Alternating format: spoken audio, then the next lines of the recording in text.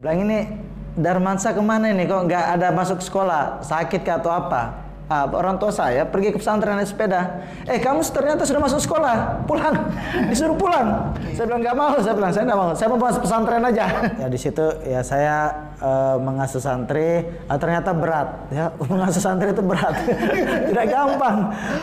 Ayo teman-teman, sebelumnya silakan di subscribe, aktifkan notifikasinya, like and share.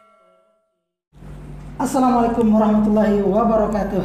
Waalaikumsalam warahmatullahi wabarakatuh. Oke teman-teman sekalian, kembali lagi kita berjumpa di Hadil Channel. Teman-teman, pada kesempatan siang hari ini saya sedang bersama seorang ustadz yang mana merupakan seorang santri juga dulunya, kemudian pernah menjadi kepala sekolah, mungkin sampai sekarang Ustadz ya. Ya, kemudian pernah menjadi dosen, kepala kampus, dan insya Allah akan menjadi kandidat terkuat calon DPW Kepulauan Riau. Amin, amin, insya Allah. Siapa lagi kalau bukan Ustadz Anca Darmansa? Iya. Ustadz, bagaimana kabarnya Ustadz? Alhamdulillah sehat sampai saat ini, masih diberikan terus kekuatan kesehatan oleh Allah Subhanahu Wa Taala. Alhamdulillah. Apa kesibukan sekarang Ustadz? Saat ini sama seperti dulu dan juga sama ketika masih jadi santri. Sama. Iya. Cuma sekarang kesibukannya agak lebih banyak di struktural, ya. Yayasan. Ya di yayasan misalnya sekarang itu jadi kepala sekolah, terus juga sekarang jadi sebagai ketua SAR Kepulauan Riau. Ketua SAR, ya. Ya. Ketua Pandu juga Kepulauan Riau.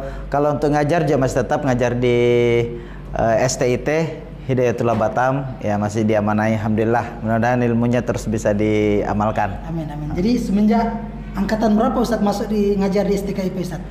Karena sampai angkatan saya pun Ustadz masih ngajar. Masih ya. Dari angkatan STKIP sampai ke STIT. Yang pertama ya? Yang pertama. STKIP itu 3 angkatan ya. Angkatan 1, 2, 3 kan. Itu sempat ngajar juga ya. Kamu kan angkatan ke 3 ya?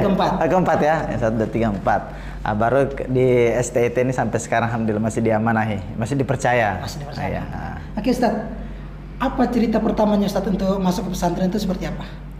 Ya, saya masuk pesantren itu pertama masih waktu itu liburan. Dan saya masuk pesantren tahun 90, saya enggak tahu persis bulannya. Waktu itu masih kelas 3 SD. Oke. Kelas 3 SD. 90 di Cabang Bontang pertama. Orang tuanya dari Hidayatullah Ustaz? Enggak, cuma orang tua saya itu rajin sholat malam ke Hidayatullah, sholat subuh juga hampir setiap subuh sholatnya di Hidayatullah. Jemaah Hidayatullah ya? Iya, jemaah Hidayatullah. Dekat rumah orang tua saya itu hanya pakai sepeda ontel saja. Ya. Sebelum saya masuk pesantren itu kakak saya duluan. Kakak saya duluan masuk pesantren. Ke Hidayatullah. Ke Hidayatullah Cabang Bontang. Waktu itu liburan sekolah, saya ke liburan di pesantren. Liburan pesantren. Selama liburan itu 1 minggu, saya nggak mau balik. Nggak mau balik, kerasan. Akhirnya 2 minggu saya di pesantren. Datanglah guru surat ke rumah. Bilang ini Darmansa kemana ini kok nggak ada masuk sekolah, sakit kah atau apa? Orang tua saya pergi ke pesantren naik sepeda. Kamu ternyata sudah masuk sekolah, pulang, disuruh pulang. Saya bilang nggak mau, saya bilang saya nggak mau, saya mau masuk pesantren aja. Gitu awalnya. Apa Ustadz? Apa yang membuat Ustadz sangat tertarik untuk tinggal di pesantren waktu itu? Yang pertama namanya anak-anak ya. Karena rame, rame. Jadi kalau bermain tuh setiap hari rame. Kalau di sekolah kan nanti pas jam sekolah ramenya. Ya. Ini setiap hari kita rame terus, ya. Mulai dari pagi sampai pagi lagi. Jadi berapa bersaudara Ustadz? Saya bersaudara 7. Jadi semuanya masuk pesantren? Semuanya alhamdulillah di pesantren. Pesantren. Jadi karena ramai itulah Ustadz masuk pesantren. Tapi kan di rumah pun ramai. Di rumah. Iya. Itu jadi kelas 3 SD ya maksudnya. Jadi kelas 3 SD udah masuk ke pesantren ya. Iya. Luar biasa ini. Padahal anak-anak itu kalau sekarang mana mau kelas 3 SD. Iya. Sibuk dan gadget ya. Nah Ustadz, apa setelah itu tamat SD atau MI langsung pindah masuk ke pesantren, atau setelah kelas 3 itu tetap di pesantren terus? Ya, jadi saya di Cabang Bontang itu 2 tahun. 2 tahun karena Cabang Bontang itu masih perintisan-perintisan, pendidikannya juga belum terlalu formal. Ada sih formalnya, cuma belum terdaftar di Kementerian Pendidikan. Akhirnya saya dibawa oleh Ustadz Abdurrahman Muhammad yang sekarang ketua pimpinan umum kita. Mudah-mudahan selalu diberikan kekuatan kesehatan oleh Allah. Amin. Beliau. Saya dibawalah ke Balikpapan. Balikpapan kelas 5 SD. Kelas 5 SD. Sampai di situ lulus SD, lulus MI, lanjut MTS-nya.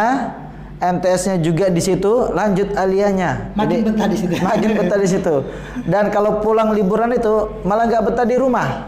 Ya, di rumah itu paling lama 1 minggu, pingin balik ke pondok. Di pondok itu malah lebih enak. Kenapa? Kesibukannya banyak. Di samping kita bermain olahraga, mencangkul, ya, cangkul, merintis, berkebun. Jadi saya itu dari SD itu sudah senang bekerja. Ya, dari M itu berkebun. Dan saya dari sejak santri itu punya duit terus. Iya. Karena berkebun, jualan. Jadi saya waktu santri itu pernah jualan kangkung, keliling ke rumah warga itu, ke rumahnya satu-satu. Ketokin satu-satu. Assalamualaikum Ustaz. Apa? Nih jual kangkung Ustaz. Mau kangkung. Waktu itu harganya masih murah. Ukuran dulu mungkin mahal ya. 150, 100 itu kan. Satu ikat. Ya, satu ikat itu jual ke rumah warga. Alhamdulillah. Dari situ jual ubi juga, kita berkebun, jual-jual sayur-sayuran, pergi keliling ke rumah warga. Itu yang membuat Ustadz makin dekat sama Ustadz nggak? Iya. Nah, saya dekat dengan Ustadz di Balikpapan itu ya karena itu. Saya rajin ke rumahnya, jualan, dikenal kan. Nggak ada yang ketuk pintu. Iya. Dan yang kedua, rajin membantu. Kalau misalnya angkatkan air, terutama ke rumah pimpinan tuh, kami paling sering tuh senang angkat air ke rumah pimpinan tuh, angkat air, isikan air. Dulu kan belum ada ini, belum ada PDAM ya, belum nyambung. Apa yang memotivasi Ustadz untuk melakukan itu? Kalau teman-teman seangkatan Ustadz, apakah semuanya seperti itu? Saya yang pertama itu selalu dengan bekerja seperti itu selalu semangat. Jadi semangat itu yang saya jaga. Iya. Jadi waktu saya itu tidak mau saya gunakan untuk santai-santai, hal-hal yang santai gitu.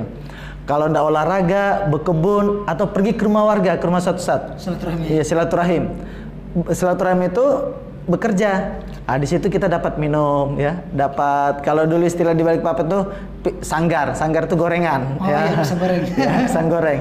Itu jadi saya selalu menjaga semangat itu. Itulah yang sampai saat sekarang ini terus saya jaga. Jadi selalu semangat. Apapun kegiatan tetap semangat. Ya. Jadi Ustadz ini bisa dikatakan serba bisa. Mau di lapangan bisa, mau apapun itu bisa insya Allah. Amin. Jadi kira-kira dari kecil itu Ustadz, cita-citanya Ustadz yang paling kuat dalam ingatan Ustadz itu apa? Ya, cita-cita saya tuh dulu waktu masih santri ya, santri itu pingin bisa ceramah. Pingin bisa gitu. Ceramah ya. Pingin pergi kan lihat ustadz ya. Ustadz lihat kan di podium tuh ceramah luar biasa ya. Ada yang bisa ngelawak, ngelucu ya. Pokoknya itu termotivasi lihat ceramah-ceramah ustadz itu.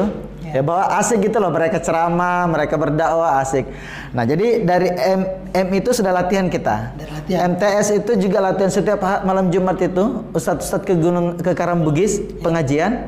Kami itu latihan di masjid itu ceramah. Nah puncak saya berani untuk ceramah keluar itu ketika aliyah, khutbah Jumat.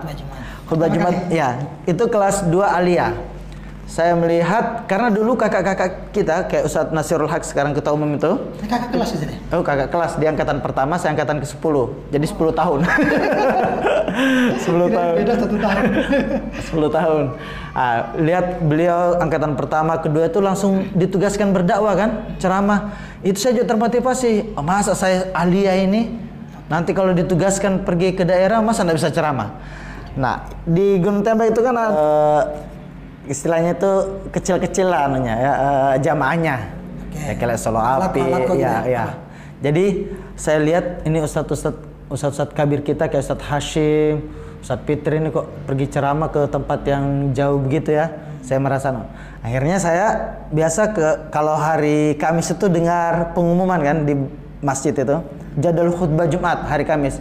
Kita dengari sudah, ini ustadz ini ngisi di masjid ini, ustadz ini ngisi di masjid ini. Kami datangin, karena itu kami anggap untuk sebagai latihan kami ceramah khutbah, kami datangin ustadz, biar kami aja yang pergi khutbah di masjid itu. Ustadz waktu itu seperti itu? Iya, biar kami aja ustadz. Kan masih aliyah kelas 2.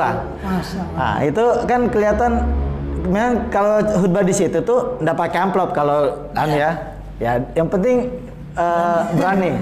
Akhirnya saya tuh ada teman saya namanya Ebi juga tuh. Ya pergi ke situ, datangin Ustaz. Biar kami Ustaz yang pergi khutbah situ. Akhirnya ya itu.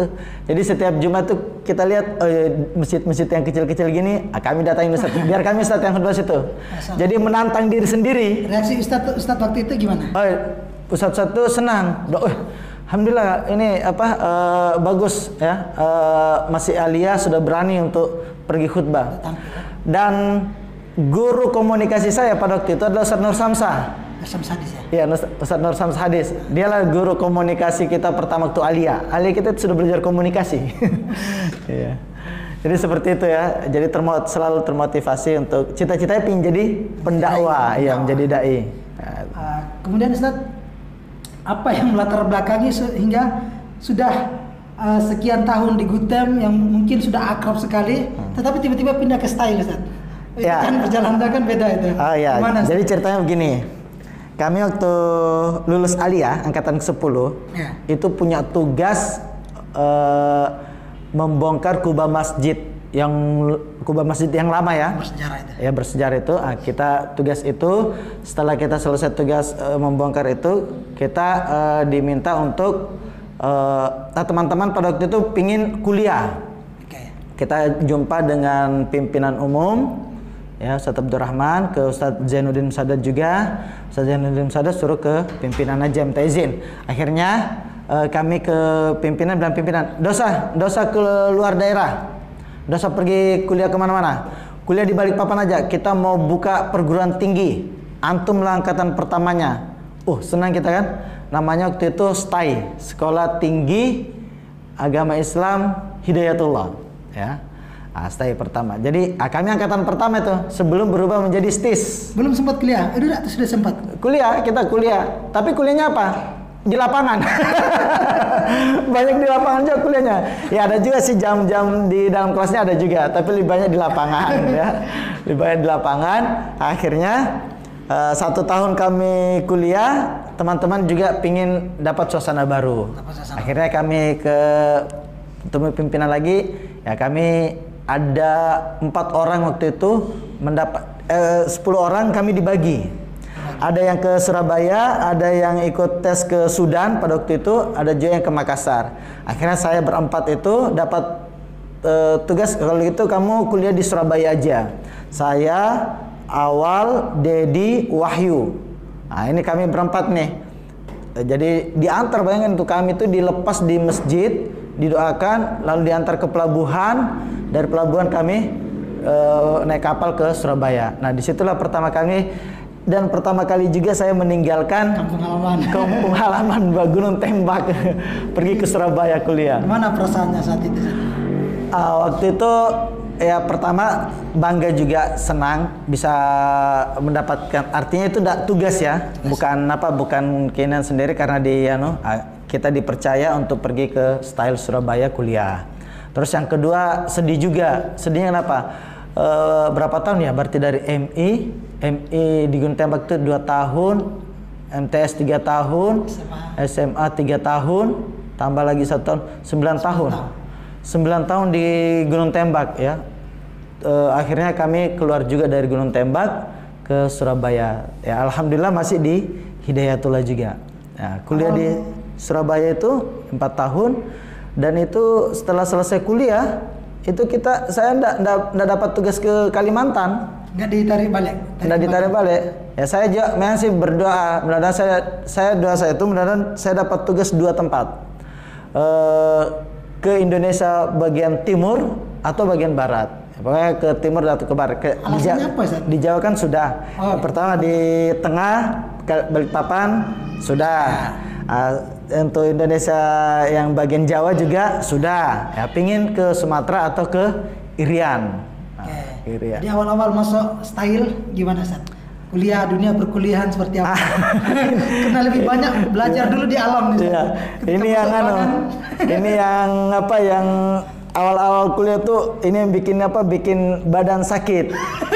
Badan sakit itu kenapa? Wah, enggak pernah lagi pegang cangkul, enggak pernah pegang aret.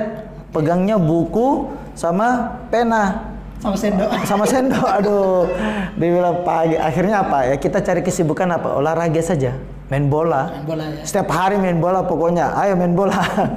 Pengen cari kesibukan. Oke, jadi kuliah awal pertama itu memang terasa ya. Terasa dan juga membosankan waktu pertama itu membosankan ya. Aduh kok kayak gini ya.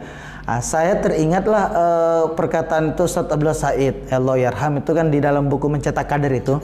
Beliau kan pernah menyampaikan waktu itu beliau selesai sekolah PGA ya.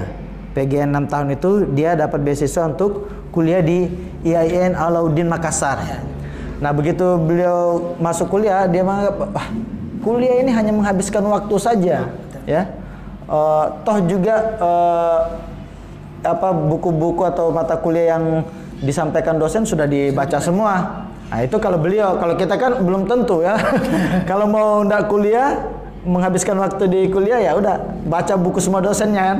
Nah, jadi itu pertama cukup membosankan juga sih. Tapi lama-lama ya kita ikutin ternyata seperti ini pola perkuliahan. Dan memang juga beda perkuliahan di Hidayatullah atau di PTH itu beda dengan kuliah di luar. Awal kenal Ustadz awal itu seperti apa Ustadz? Oh itu Ustadz Awalin ya. Iya. Itu waktu di Surabaya beliau itu gondrong. Datang gondrong kan. Iya, gondrong sambil. Dari Aceh. Dari Aceh. Dan dia juga ternyata senang main bola. Senang main bola. Akhirnya perkenal di situ.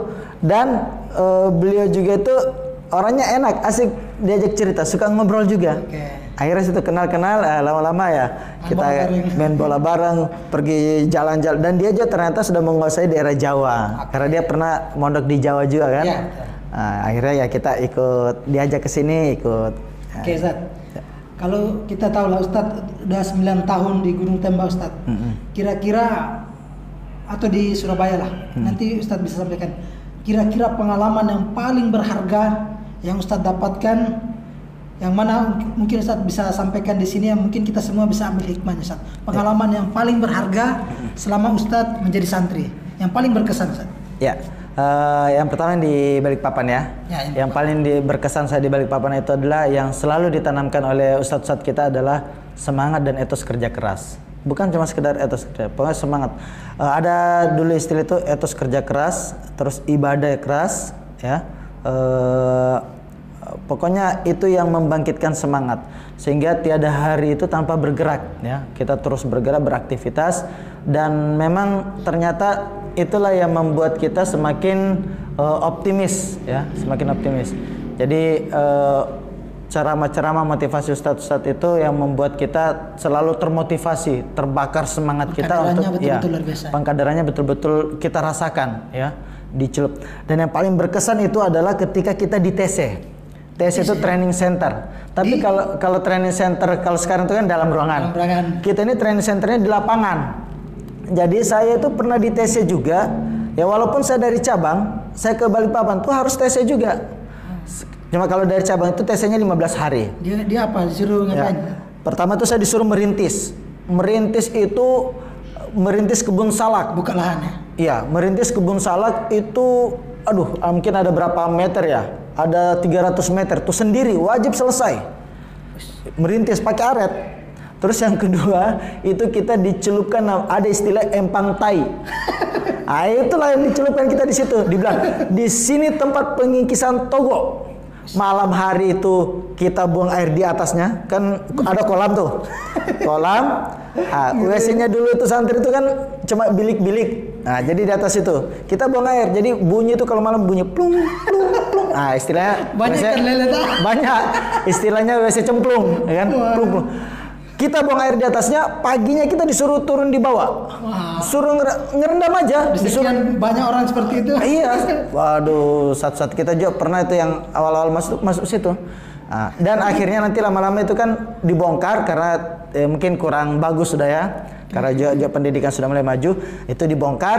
Akhirnya yang empang tai itu jadi kotoran kita itu kan kalau lama-lama hitam ya, jadi pupuk. Ah, ini kesempatan bisnis nih. Saya bilang itu kesempatan bisnis. Lemparin kangkung. Kangkung, jadi kangkung itu tumbuh subur. Akhirnya disitulah dikenal dengan kangkung tai. Ya, itu saya panen. Mohon maaf Ustaz ya. Yang kangkung yang saya jual dulu itu adalah kangkung dari situ Ustaz. Mohon maaf Ustaz. Ini tapi enak ya. Karena bagus ya. Anunya kangkungnya. Terus yang di Surabaya, pengalaman di Surabaya yang paling berkesan di Surabaya itu adalah kita ditanamkan cara belajar yang baik gitu, menuntut ilmu. Yang kami dulu di Gunung Tembak terus terang, namanya kita betah di bangku belajar itu susah. Kenapa? Karena banyak di lapangan. Nah begitu kita ke Surabaya, berbalik 180 derajat, harus di tempat bangku kuliah, mendengarkan, mencatat, membaca buku, ya. Nah itulah yang berkesan bahwa ternyata kita butuh ilmu, gitu. Butuh ilmu. Kita mau ceramah itu bukan hanya sekedar modal mendengarkan ceramah baru kita ceramahkan lagi, tapi perlu juga kita belajar membaca. Nah di situ juga saya terpancing untuk terus beli buku, belajar lagi membaca. Nah, itu yang kesan. Jadi kesan di Surabaya itu adalah belajar membaca itu. Belajar membaca. Nah, dan ketika selesai itu saya tugas pertama itu diumumkan, tugas pertama adalah ke Pekanbaru. Nah, saya pergi sebelum berangkat ke Pekanbaru itu minta nasihat ke pimpinan umum sama ke Ustadz Hashim pada waktu itu. Penugasan dari DPP. Namanya dari style ya? Dari style ya. Dari style itu SK dari DPP. DPP menugaskan ya. Nah, akhirnya saya ke jumpa pimpinan minta saya ini mau ditugaskan ke Sumatera Ustaz. Minta nasihat. Nasihat beliau itu kepada saya Ustaz Abdurrahman pimpinan itu bilang, yang pertama adalah cari masjid. Insya Allah masjid itu tempatnya orang-orang baik. Terus yang kedua rajin silaturahim, wasilul arham, ya wasilul arham, dan selalulah berbuat baik kepada orang. Terus saya ke Ustadz Hashim, nasihat Ustadz Hashim sangat sederhana dan itu masih teringat sampai sekarang. Pesan Ustadz Hashim adalah, kalau kamu nanti tugas, belajar untuk menghargai orang, jangan minta dihargai, dan hormati orang, jangan minta dihormati. Singkat, sederhana nasihat-nasihat itu, tapi itu membekas, ya, mendalam. Nah, itu kesan-kesan saya. Dalam istilah pengikisan togo Ustaz ya? Iya. Itu banyak tak yang kabur itu Ustaz? Oh iya banyak. Pengikisan togo itu memang berat ya. Karena memang kesombongan kita ini memang harus dihilangkan ya. Dan itu banyak teman yang tidak betah. Angkatan Ustadz awal itu berapa orang? Saya itu waktu MTS ya, ada teman saya itu ada MI ya, dari MI itu teman saya itu kami ada 30-an. Itu yang sampai lulus itu ada tinggal 26 atau 25. Begitu juga waktu Alia ya, MTS juga semua seleksi alam. Jadi di Balikpapan itu Gunung Tembak itu seleksi alam semua.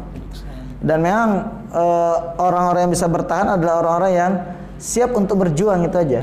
Ya. Jadi waktu yang MI pun masuk juga, tak? Masuk juga. Saya kan dari Bontang itu ke Balikpapan itu kan TC 15 hari, dan yang ditanya pertama itu hanya 2. Kamu bawa cangkul atau bawa cangkul enggak? Bawa. Jadi cangkul wajib punya cangkul sama punya aret. Itu aja. Bukan tanya bawa buku berapa, ada pena enggak? Bukan itu, tapi cangkul. Kenapa? Ini kita mau bekerja. Disitulah pengikisan togo. Banyak yang nggak betah. Teman-teman saya. Apakah itu Ustaz rasakan sampai sekarang nggak? Dari hasil didikan itu ya, sekarang gimana? Itulah yang membuat saya terus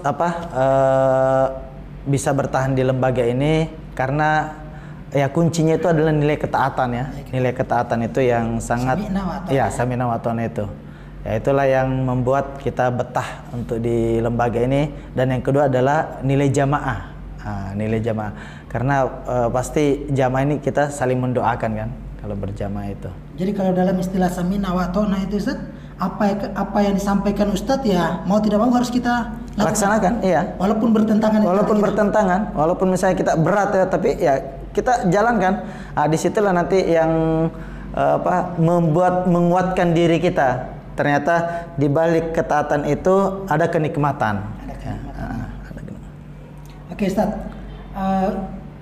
setelah sampai di Pekanbaru Ustaz diamanahi sebagai?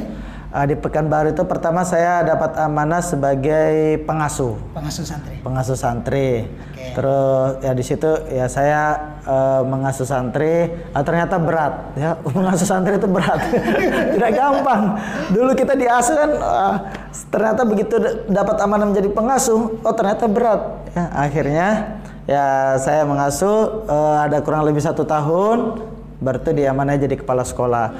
Nah, jadi kepala sekolah ini memang juga berat ya, berat. Saya rasa juga cukup berat. Oke. Ya. Dari pengalaman Ustadz itu menjadi pengasuh itu Ustadz, dari pengamatan Ustadz, apa dampaknya dari santri yang masuk pesantren karena paksaan dan santri yang betul-betul karena kemauan sendiri Ustadz? Ya. Jadi sangat berbeda memang kalau keinginan santri. Kalau saya dulu masuk pesantren kan karena keinginan sendiri. Jadi enjoy, asik, menikmati saja. Kalau santri yang masuk dengan dipaksa dan orang tua ya pasti dia sengaja mau mencari-cari kesalahan biar dia misalnya dikeluarkan atau apa ya. Tapi ada juga yang setelah dia di dalam kita berikan pemahaman, nasihat dan sebagainya, akhirnya dia bisa betah. Ya, jadi kalau yang tidak niat untuk mau mondok ya seperti itu, dia pasti mau cari-cari kesalahan terus untuk dia biar tidak biar bisa dikeluarkan ya. Jadi Ustaz, kalau kita di Batam lah khususnya Ustaz ya, santri itu sampai sekarang masih dilarang pegang HP Ustaz ya. Iya. Kira-kira gimana Ustaz? Karena kadang banyak orang tua itu yang masih salah paham kan. Kenapa sih santri itu harus dilarang pegang HP sedangkan dunia semakin canggih ya kan Ustaz? Betul. Kira-kira kenapa pesantren itu harus larang untuk santri itu pegang HP Ustaz? Ya, karena ini di pendidikan itu kan membutuhkan apa istilahnya itu pemahaman terhadap ilmu ya. Nah, kalau kita disibukkan oleh kegiatan-kegiatan gadget misalnya santri dan sebagainya, ya anak-anak kecil masih melakukan hal seperti itu nanti dia tidak bisa fokus dalam belajar. Karena tidak bisa menjadi jaminan anak ketika diberikan HP masih bisa fokus belajar. Belum tentu ya. Pasti tidak bisa. Jangankan seperti itu, kita juga kadang orang tua ini misalnya kita rapat-rapat masih main-main HP kan. Padahal penting itu. Padahal penting. Nah, ya jadi bukan berarti teknologi ini tidak baik ya. Ada sisi baiknya, ada sisi buruknya. Baiknya itu kalau bisa menjadikan kita lebih mudah untuk mengakses ilmu dan sebagainya, tukar informasi. Tapi buruknya itu ya kalau kita gunakan hal-hal yang tidak baik ya. Kebanyakan anak-anak muda sekarang lebih banyak peran negatifnya. Iya. Karena apa? Itu yang dia misalnya kenalan lewat Facebook ya, pacaran, dan bahkan kan banyak yang kabur dari rumah gara-gara kenalan lewat Facebook dan sebagainya atau lewat media sosial, kabur dan sebagainya. Baik Ustaz. Jadi sekarang Ustaz pernah jadi kepala kepengasuhan, pernah jadi kepala sekolah. Kira-kira di antara dua ini mana yang lebih berat Ustaz? Apa perbedaan di antara Ustaz pernah pengalamannya di kepengasuhan dengan di sekolah ini Ustaz? Cara ngaturnya lebih pusing Ustaz mana?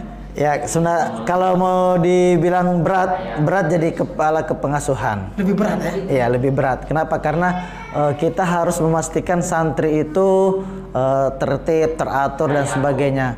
Kalau kepala sekolah itu bagian administrasi saja ya. Tapi saya kalau ditanya lebih senang mana, jadi pengasuh atau jadi kepala sekolah? Saya lebih senang jadi pengasuh. Kenapa? Karena di situ kita bisa banyak mengenal karakter santri dan lebih enjoy dan sebagainya. Dia lebih dekat dengan santri dan juga kita bisa mengetahui karakteristik santri itu. Pertanyaan terakhir Ustaz. Ya, siap. Apa yang harus dipersiapkan santri untuk menghadapi tantangan zaman ini? Sebagai seorang santri, apa yang harus kita persiapkan? Baik, yang pertama adalah ikhlas. Harus ikhlas menjadi santri nih ya. Ikhlas. Pokoknya apapun ikhlas. Terus yang kedua, siap untuk berkorban. Ya, siap untuk berkorban. Yang ketiga, selalu tekun untuk terus belajar dan beribadah. Belajar dan beribadah. Nah, yang paling ikhlas, berkorban, tekun belajar dan beribadah, dan yang paling penting itu adalah taat kepada ustadznya, taat kepada aturan-aturan pondok, taat kepada aturan-aturan yang sudah menjadi ketentuan di pondok itu. Baik, luar biasa Ustaz. Walaupun cerita pengalaman yang sederhana, tetapi di dalamnya banyak sekali makna, banyak sekali hikmah yang mungkin kita bisa terapkan dalam kehidupan kita. Amin, amin, amin. Kami ucapkan terima kasih banyak Ustaz atas waktunya Ustaz. Sama-sama, terima kasih. Semoga jadi yang kemarin yang kemarin kita sempat bahas itu jadi ya. Iya. Oke. Karena kita sudah sempat ditraktir dan sudah disogok ini. Jadi kita DP ya. Oke. Oke teman-teman, terima kasih banyak sekali lagi. Sampai jumpa. Assalamualaikum warahmatullahi wabarakatuh. Waalaikumsalam warahmatullahi. Ayo teman-teman, sebelumnya silakan di subscribe, aktifkan notifikasinya.